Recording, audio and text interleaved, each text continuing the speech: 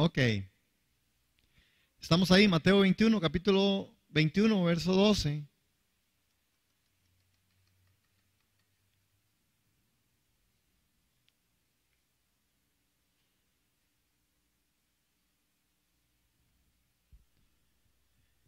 Dice la escritura que Jesús entró en el templo y comenzó a echar a todos los que compraban y vendían animales para el sacrificio, que volcó las mesas de los cambistas y las sillas de los que vendían palomas.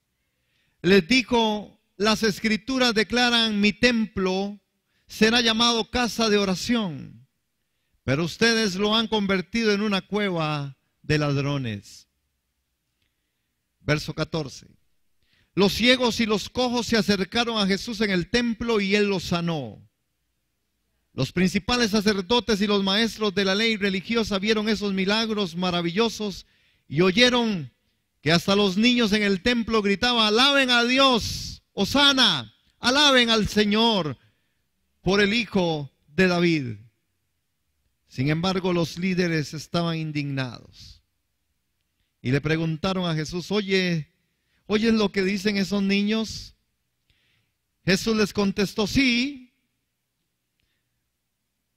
¿No han leído las escrituras?, les pregunta Jesús. Pues dice: a los niños y a los bebés les has enseñado a darte alabanza. Amén. El tema que traigo hoy se llama la progresión de Dios o la progresión divina. Cuando nosotros hablamos de progresión, nos tenemos que encontrar en medio no solamente de la parte conceptual de lo que puede ser o de lo que es una progresión, sino que es necesario poder revisar las escrituras, y con este propósito es que este texto lo vamos a usar hablando de la progresión. Progresión es un término que procede del vocablo latino progressio. El concepto se emplea para nombrar al avance o el desarrollo de algo. Es decir, cuando nosotros hablamos de progresión, según la descripción, es que nosotros estamos avanzando hacia algo o estamos desarrollando algo. Cuando hablamos de la progresión divina, entonces estamos hablando que hay una progresión de Dios que se da en una constante en medio de la vida cristiana, de la vida del Espíritu.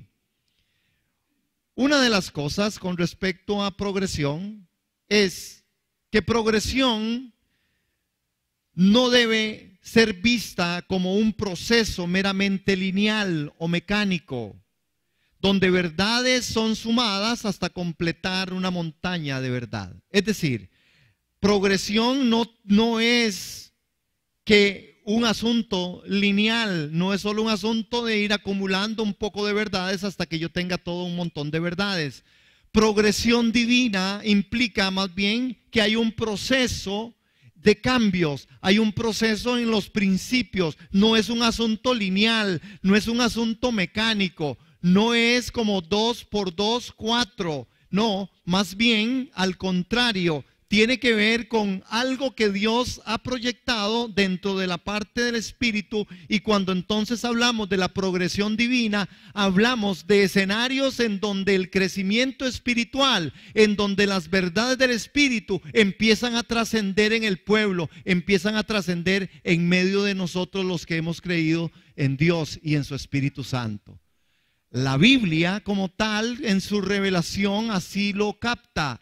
Hay una progresión, es decir, antes de que Abraham fuera llamado, también hubo algunos otros acontecimientos que enmarcaron una progresión de Dios. La salvación en Dios es un asunto de progresión, no es un asunto lineal, no es que usted es salvo y ya es salvo. Al contrario, cuando somos salvos empezamos a ser salvos no como algo lineal, sino como algo de donde Dios viene a tocar las fibras más profundas del corazón del ser humano y empieza a crearse en los principios más altos, y nosotros entonces empezamos a hacer cosas como cuáles, como un intercambio.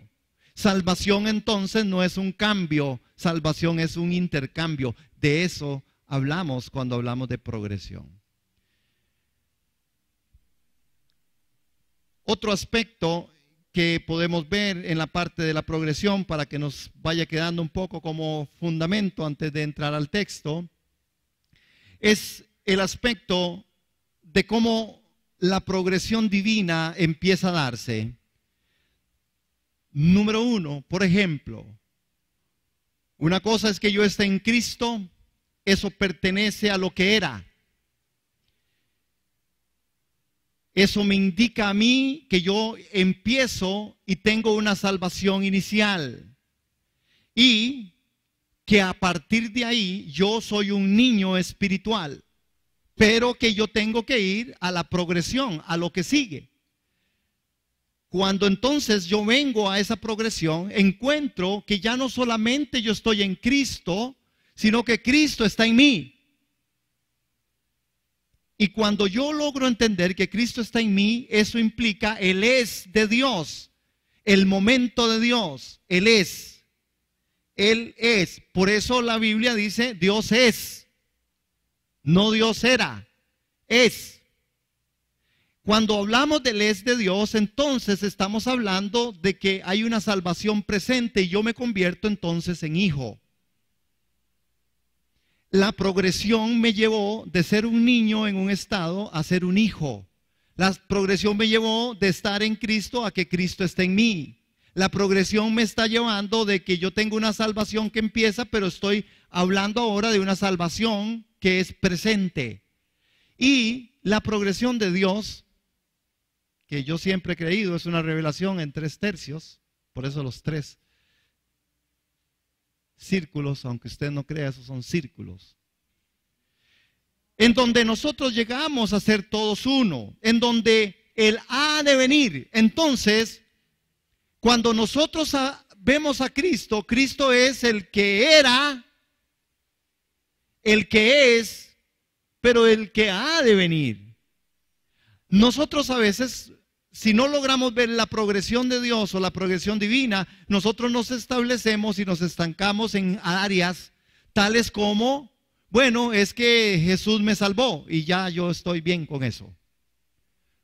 ¿Jesús me salvó? Sí, gracias a Dios porque Jesús te salvó.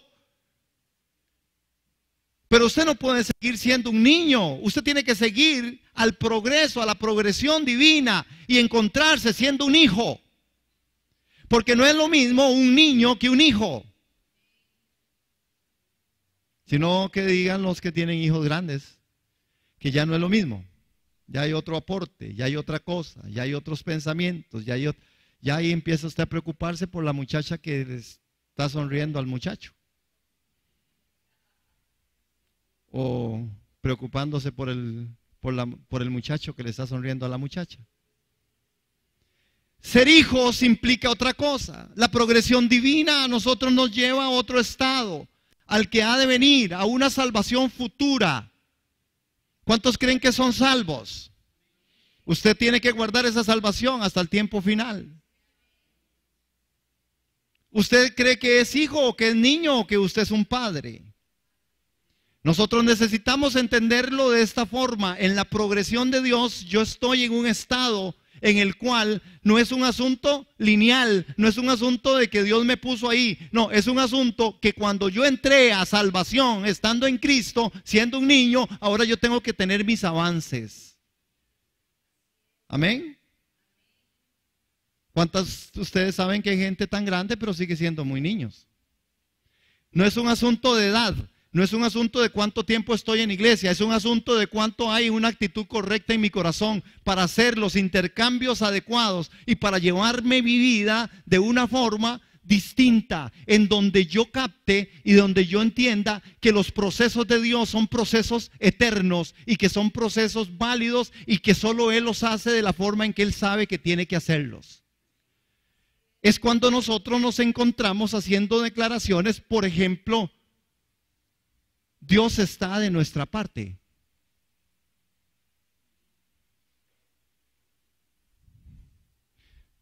De ahí dice, y todos iban a gritar amén. pero bueno, vamos a ver otra vez. Dios está de nuestra parte.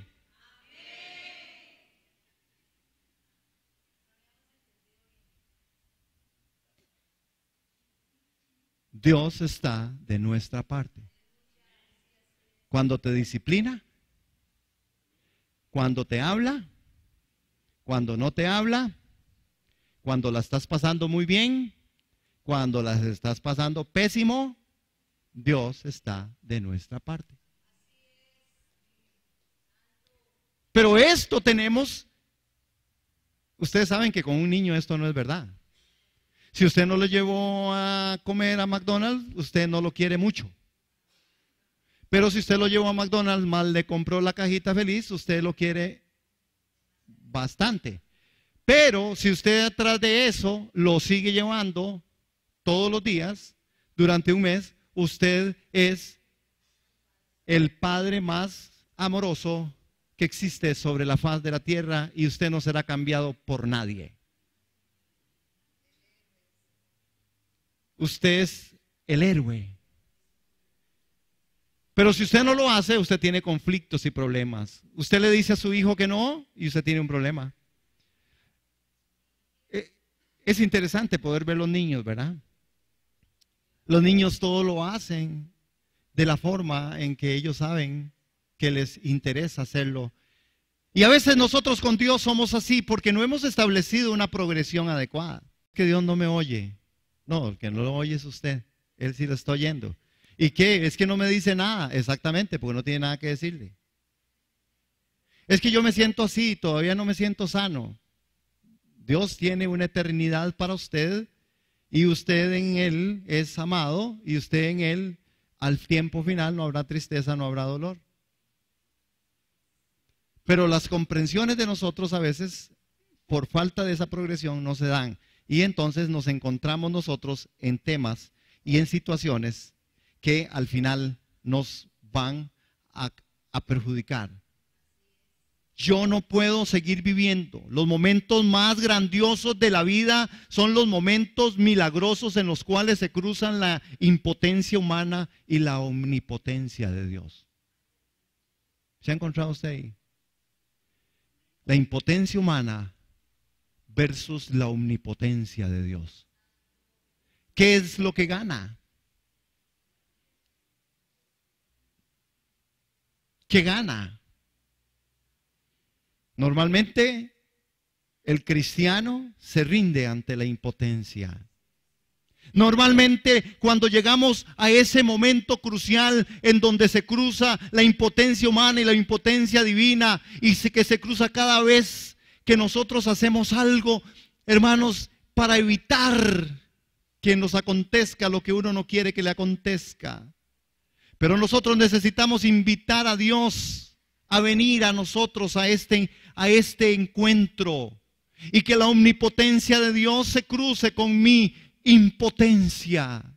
Saben, hermanos, yo no podré tener la menor idea de las circunstancias en las que usted se puede encontrar, pero yo sí estoy seguro de algo, hermano, que usted y yo estamos a distancia de una oración para convertir el sueño de Dios y la sanidad de Dios en algo verdadero. A una oración de distancia. Pero una oración de fe. El tema es que cuando usted dice oración de fe, la gente piensa, y así es como pensamos. Si hay un tema delicado en medio de todo esto, es el asunto de sanidad, ¿verdad? Porque nosotros adquirimos y pensamos en sanidad como algo que nos va a pasar solamente en un lado de la progresión. Es mi cuerpo sano. Jesús advirtió, usted no se preocupe a quién le puede matar el cuerpo. Preocúpese por aquel que puede quitarle a usted el nombre del libro de la vida. Pero nosotros a veces, hermanos, y es lógico, como nuestra humana debilidad, nosotros siempre pensamos en estar sanos. ¿A quién le gusta estar enfermo? El que lo diga se le seca la lengua y el que lo piense se le seca el cerebro. No es verdad, no queremos estar nosotros enfermos. Pero si también yo ante esa impotencia de una enfermedad, yo le pongo la omnipotencia de Dios en que Él tiene el cuidado y el control de mi eternidad, mi oración será efectiva. Entonces yo me voy a arriesgar en mi oración. Yo me voy a exponer, yo voy a exponerme en mi oración. Entonces quedo muy corto de realizar el sueño de Dios y el milagro de Dios. Muchos milagros y sueños de Dios no se cumplen porque la oración de nosotros no es una oración que vaya a la verdad absoluta de Dios. Se vuelve egoísta. Y por supuesto, hermanos, yo aquí lo entiendo mejor, perdone, que ustedes. Porque yo quiero que lo que yo oro se haga una realidad. No entendiendo y no sabiendo yo que la realidad de Dios es mayor que la realidad que yo quiero vivir.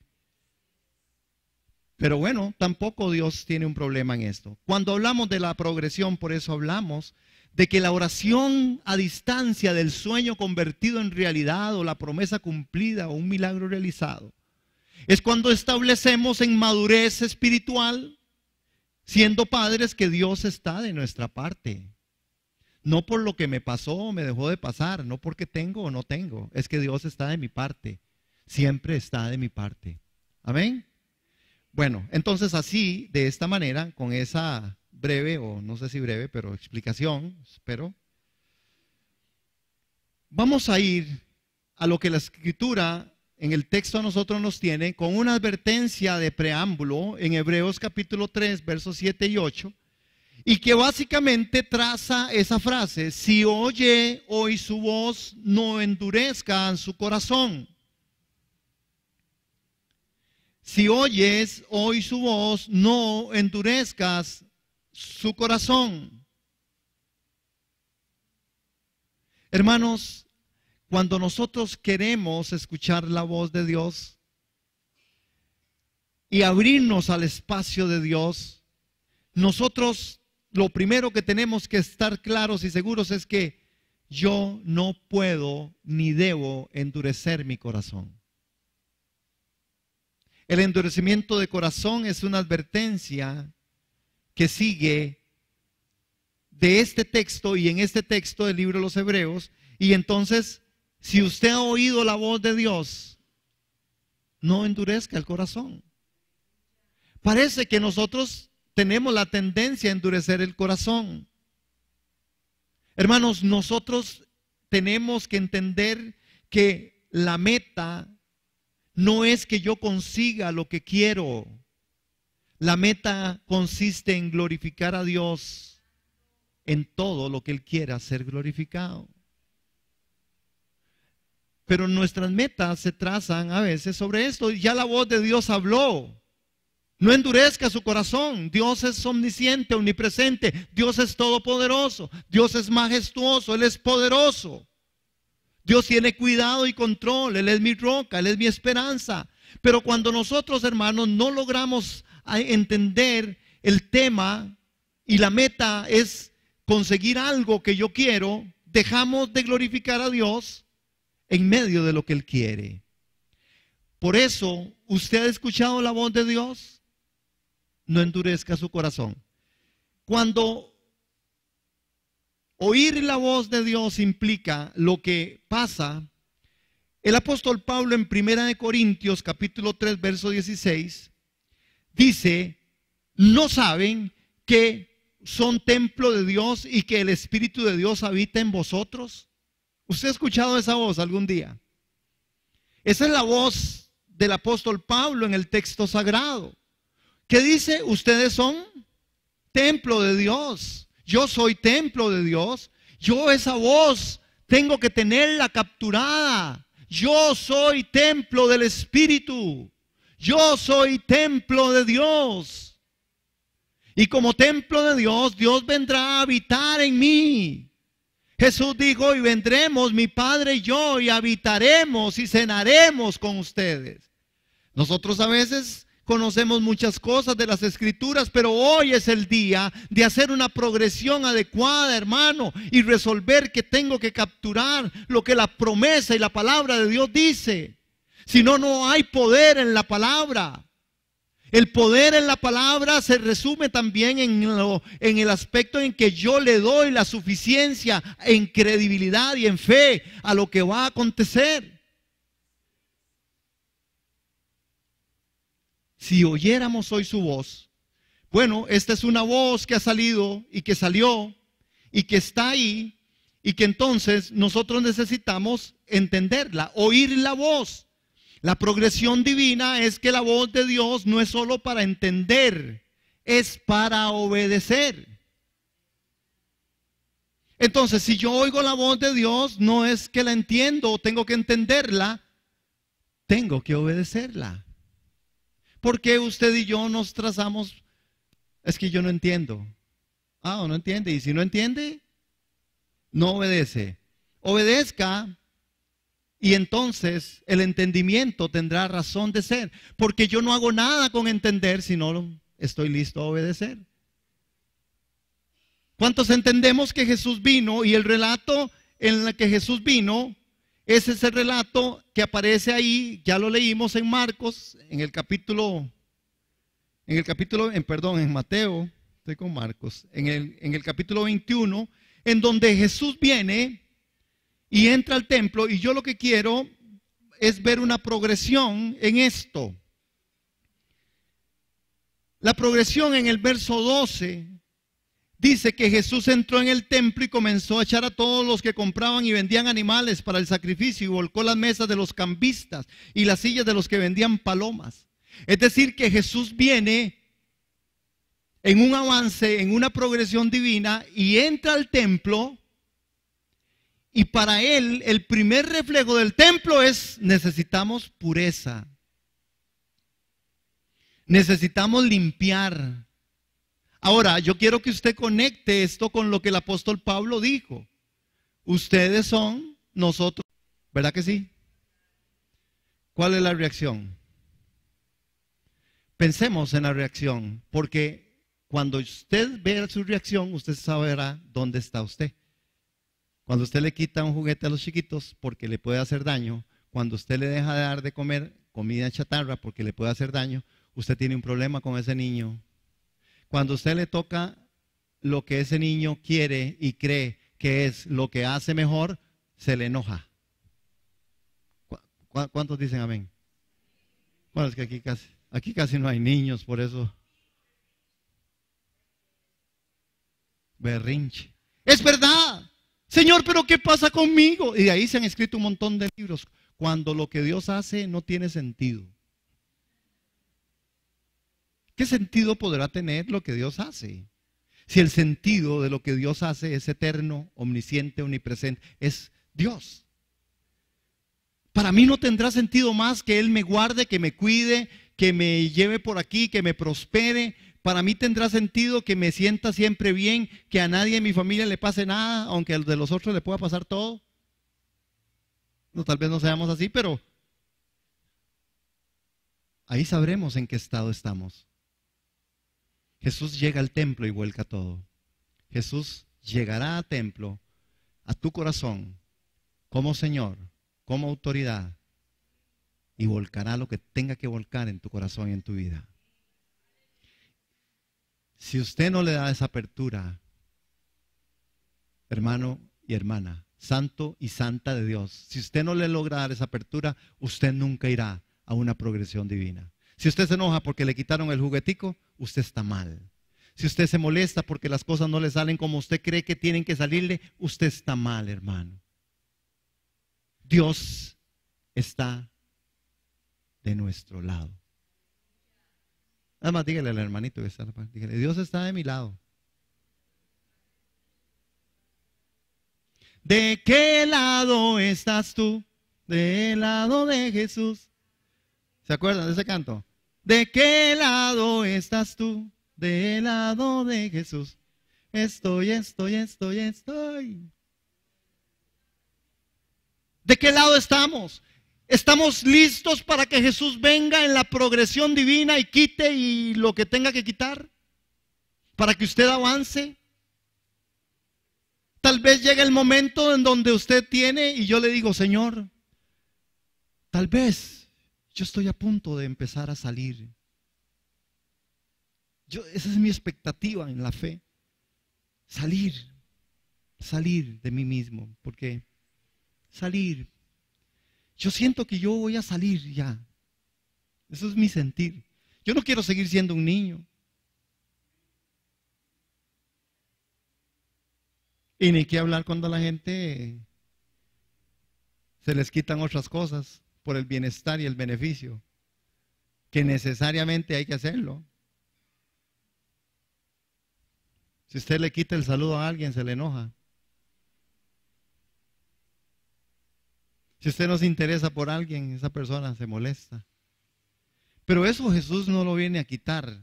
Jesús viene a quitar otras cosas, como cuáles: tu niñez o mi niñez espiritual, tus prolongados egoísmos, tus formas que no convienen a los santos, tu forma de hablar inadecuada, tu forma de vociferar, tu forma de vivir en enojo, tu forma de vivir en medio de los espacios que no corresponden a la piedad. Entonces Dios tiene que llevarnos a lugares a quitar esto. Ahora, habla de la pureza.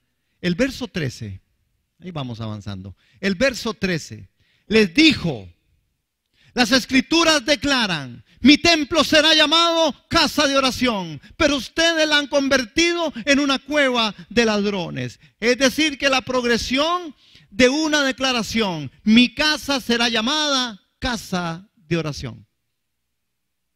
Ah, usted es templo del Espíritu Santo.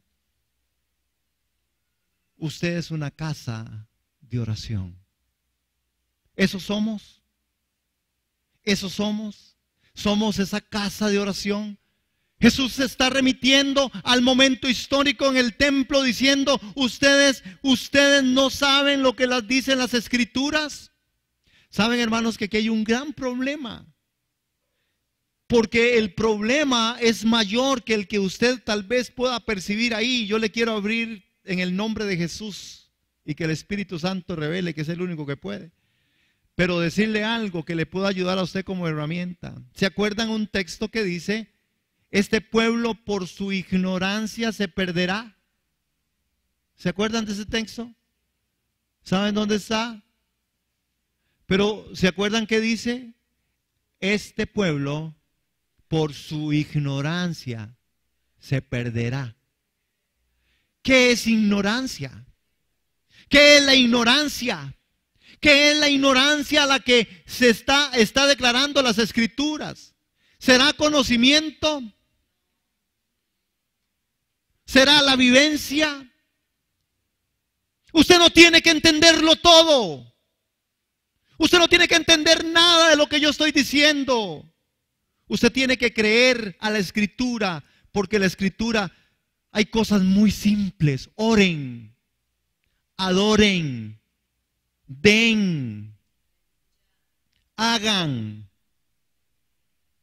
No hay hay cosas que son de profundidad, de estructuras gramaticales, teológicas, bíblicas, que hay que estudiarlas y capacitarnos y ojalá tener las lenguas, ¿verdad? Hebreas, griegas, pero hay cosas, hermanos, como esta. Por la ignorancia el pueblo se pierde. Ignorar implica en ese texto, implica la falta del cuidado para llevar adelante lo que usted sabe que tiene que hacer. No es un asunto de conocimiento, es un asunto de que usted ignora lo que usted sabe que es bueno y que usted tiene que hacer. La progresión es una declaración. Usted es casa de oración. Yo soy casa de oración. ¿Cuánto ora usted? ¿Cuánto oro yo? Tenemos que llegar al momento en donde nosotros entendamos que la oración es una parte fundamental de nosotros como cristianos y como creyentes. Que la oración es el recurso primordial de Dios. Que Jesús, el más practicante de todo, Es decir, que cuando nosotros entendemos la oración, hermanos, las situaciones cambian de manera drástica. Cuando nosotros oramos con fervor, con sabiduría, con fe, las cosas empiezan a cambiar. La situación empieza a cambiar de una forma dramática. Hermanos, la oración audaz son aquellas que honran a Dios y le dan el lugar a Dios. No me dan a mí el beneficio. Qué buenos son los beneficios de Dios. Yo los quiero. Yo quiero ser prosperado. Yo quiero ser sano. Yo quiero ser victorioso. Qué bueno es eso. No hay un problema en anhelarlo. Pero que el pago o el costo no sea que usted y yo querramos poner en estrecho a Dios, porque Él es soberano. Casa de oración. ¿Qué dijo? Ustedes, esta casa la han hecho en algo que no tiene que ser. Si es una casa de oración, ¿por qué ustedes hacen lo que no tienen que hacer? Ustedes la convirtieron en una cueva de ladrones. Hermano, ¿me permiten interpretar o por lo menos darle un sentido a ese texto? Parafrasearlo con todo el respeto. Si usted no es una persona que ora, usted está dejándose robar la bendición de Dios en medio de esto. Es una cueva de ladrones. Usted todo se le va por todo lado porque usted no es un hombre o una mujer, o no soy un hombre que oro. Entonces todo es una cueva de ladrones. Ellos hacían comercio con el asunto de la oración. Ya no era un asunto de la perspectiva de Dios. Ya no era un asunto con respecto a lo que la ordenanza de Dios decía. La ignorancia. Es más, los judíos son muchísimo más radicales. Los judíos dicen, este texto, ellos lo tratan así. Ellos dicen, el que no sepa la Torá es un ignorante. Por eso se va a perder. Hoy nosotros entendemos que la falta de conocimiento de las Escrituras es un asunto de pecado. ¿Usted es casa de oración? Yo soy casa de oración. ¿Qué debiéramos de hacer? Yo no puedo dejar que me sigan robando la bendición, hermano. Y las bendiciones de Dios permanecen en los principios más altos de Dios, que es ore. Busque su presencia, busque su rostro, búsquele a Él. Salga de usted mismo para que podamos ser hallados en Él. Vean la progresión. Ahora la progresión se va hacia otro sector y cae sobre la sanidad divina. Vean la progresión en el verso 14. Los ciegos y los cojos se acercaron a Jesús en el templo y Él los sanó. Hermano, usted puede verse en el escenario que Jesús estaba haciendo las cosas ahí. Podemos como imaginarlo. Podemos imaginar lo que Jesús estaba haciendo. Jesús entró al templo, hermano, resolutivamente, agarró y llegó al templo y empezó, y estaban las sillas. También, qué dicha. Y estaban las sillas, y estaban los cambistas, y estaba todo lo que estaba ahí. Y Jesús empezó a tirarlo por allá, y tiró el otro por allá. Y le dijo, esta es mi casa, es casa de oración.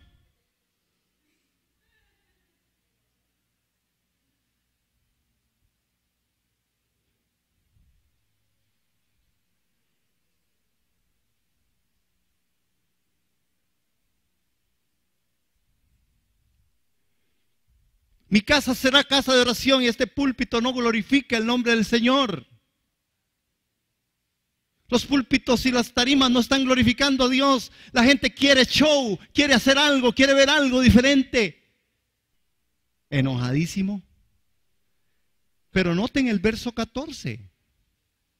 A mí me llamó poderosamente la atención. Resulta que Jesús todo enojado, pegando 4 gritos. Ustedes son un montón de cosas, ustedes son unos ladrones, ustedes están comerciando con mi templo.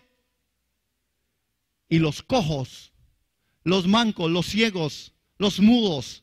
Es decir, que los ciegos y los cojos se acercaron a Jesús al templo y Él los sanó. de verdad que el que no la debe, no la teme. Los cojos y los mancos y los que necesitaban sanidad vinieron hasta Jesús, sin importar que Jesús tiró por allá la pandereta, que después se la van a pagar, y en la silla, y tiró lo otro, y agarró las mesas de los cambistas, todas las monedas terminaron volando por allá. Pero los que estaban en enfermedad, los que estaban y entendían, y tenían una actitud de corazón correcta, vinieron a Jesús. ¿Usted se le arrimaría a Jesús enojado? Esto implica mucho, y esto es progresión. La progresión en la necesidad, la progresión de la sanidad divina tiene que ver con un aspecto no solamente físico. Ya hay un milagro operado a través de los factores en que nosotros nos sentimos mal en nuestros cuerpos. Claro, ya el milagro se operó, y operó de forma tan espectacular que Dios nos abrió las puertas de la eternidad, donde no habrá tristeza ni habrá dolor. Y uno de los grandes milagros que yo puedo corroborar en medio de la vida de los que puedan sufrir cualquier enfermedad es la certeza y la convicción de que aún enfermos pueden glorificar el nombre del Señor. Esto sí es un milagro. Esto es un milagro. Porque hay otros con el cuerpo bueno y a veces ni... Señor Jesús, perdónanos. Amén. La progresión de la sanidad, es decir, la progresión manifiesta en sanidad. Los ciegos y los cojos, ellos no tuvieron problema en acercarse a Jesús. ¿Tiene usted algún problema en acercarse a Jesús? Y note, hermanos, que lo que sigue diciendo ahí, cuando esto pasa, porque los principales sacerdotes empezaron, y los maestros de la ley religiosa vieron esos milagros maravillosos y oyeron que hasta los niños del templo gritaban: Hosana, aleluya, alaben a Dios por el Hijo de David. La progresión trae una manifestación de ¿qué? La pureza. Cuando yo estoy limpio, cuando viene y yo permito que Jesús venga y me limpie, yo empiezo a encontrar una manifestación totalmente distinta. Es una pureza, la progresión del evento en el 12. La segunda progresión es una declaración muy seria. Jesús dice: usted es casa de oración. Esto no es solo para ellos, hermano. No se está, en primera instancia Jesús se refiere al templo, pero hoy se está refiriendo a usted. Porque Pablo dice: ustedes son templo del Espíritu Santo. Ustedes no son ninguna cueva de ladrones. Ustedes son templo del Espíritu Santo. Somos templo del Espíritu. Y esta progresión es la declaración: mi casa es casa de oración. Y la otra progresión, la progresión que manifiesta sanidad. Vengan a mí los cargados y trabajados, yo los voy a hacer descansar. Amén. Es una progresión que de verdad empieza a encerrar muchas de las cosas. Y empieza Jesús, y Jesús en esta progresión habla de la progresión que trae una manifestación. La manifestación de una declaración de aquellos niños: Hosana, Hosana, alaben a Dios por el Hijo de David. Hosana al Hijo de David. Hermano, cuando yo puedo encontrarme en el estado de progresión de mi vida cristiana, entonces yo empiezo a alabar y a producir la bendición, la manifestación de lo que Él es. Y lo manifiesto abierta y públicamente en mi vida. En mi trabajo saben que yo soy entonces sí pandereta. En mi trabajo saben que sí, yo soy un hombre religioso en el buen sentido. En mi trabajo saben que yo soy un hijo de Dios. En la universidad saben que yo soy una hija, un hijo de Dios. En mi trabajo saben que yo soy un hijo, una hija de Dios. Y que vivo a la altura porque estoy haciendo una declaración de Hosana. La progresión que trae la manifestación. Estoy manifestando al Hijo, declarando Hosana al Hijo de David. Esta progresión que está en el verso 16 y que empieza ya a cubrir todo el tema, encontrándonos otra vez nosotros con el texto, ¿verdad? Si oyeres hoy su voz, no endurezca su corazón. ¿Ha escuchado algo de Dios en esta mañana? No endurezcáis vuestros corazones. ¿Por qué? Porque Dios tiene un propósito. Señor Jesús, aquí me pasó algo.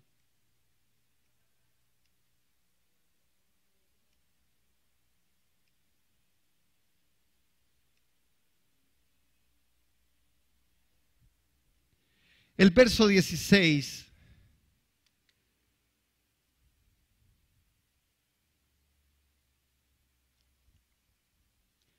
Los líderes en el verso 15 estaban indignados. Pero Jesús les preguntó, ellos le preguntaron a Jesús, ¿oye lo que dicen estos niños? Y Jesús les dice, sí, ustedes no han leído, no han entendido, no han oído la voz de las Escrituras, que dice que los niños de los niños y de los que maman, me he de fundar la alabanza. Es decir, de la boca de los niños perfeccionaste la alabanza. Hay una progresión, hermanos, que se ve como en el templo se convierte en casa de alabanza perfeccionada. Una casa de alabanza perfeccionada. De la boca de los niños. Has perfeccionado. Ustedes, espero que tengan en mente el primer círculo. ¿Sí se acuerdan? ¿Cómo empezamos ahí? Éramos niños, pero aún siendo niños hay una perfección en la alabanza, hay una perfección en la adoración a Dios. Hay un aspecto, hermanos, en que el templo se convierte en la alabanza perfeccionada de la boca de los niños. Perfeccionaste la alabanza. Perfeccionaste la alabanza. ¿Qué significa la alabanza perfeccionada? Es tener las condiciones en las cuales un niño pudiera hacer lo que quiere hacer de corazón sincero. Un niño no tendrá un problema, un niño pequeñito, de hacer un poco de cosas que posiblemente los adultos no lo hacemos. Hay una simplicidad, hay una armonía, hay una libertad, es libre.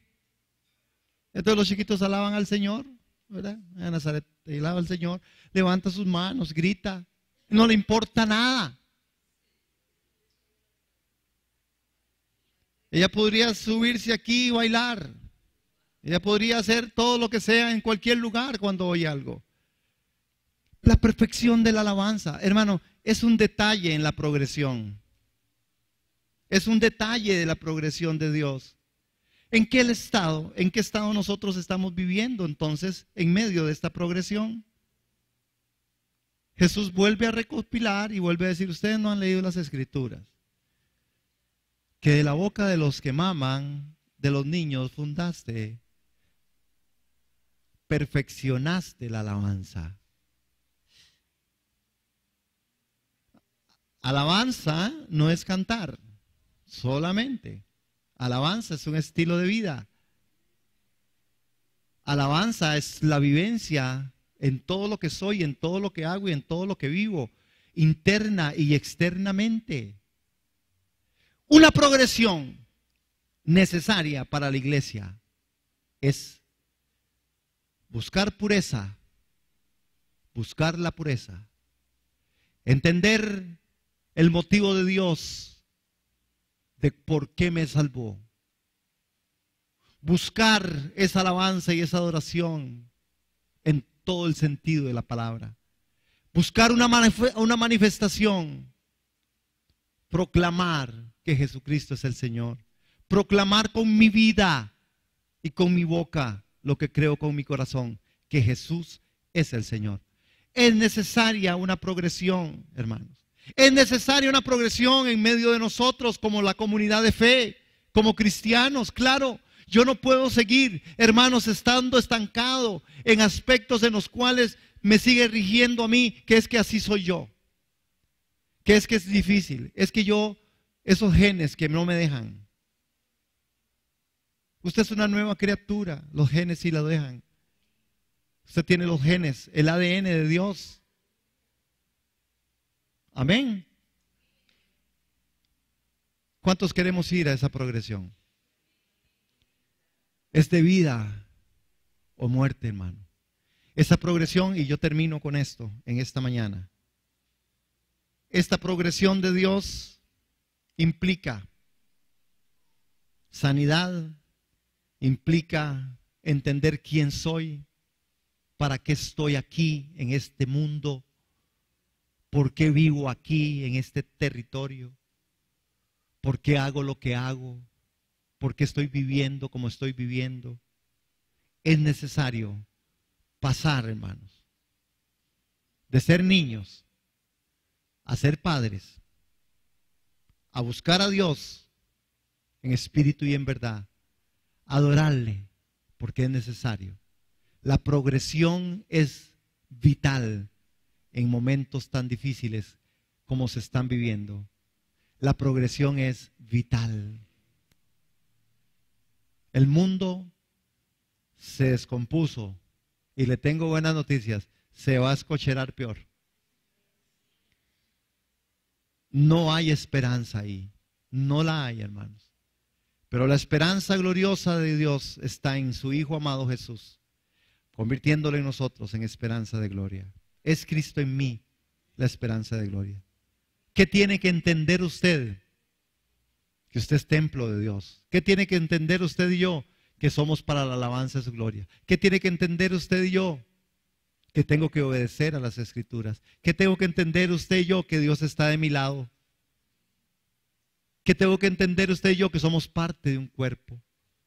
Que Dios ha dispersado la verdad en medio de su vida, en medio de su cuerpo. Y que es necesario ir a esa progresión. Amén.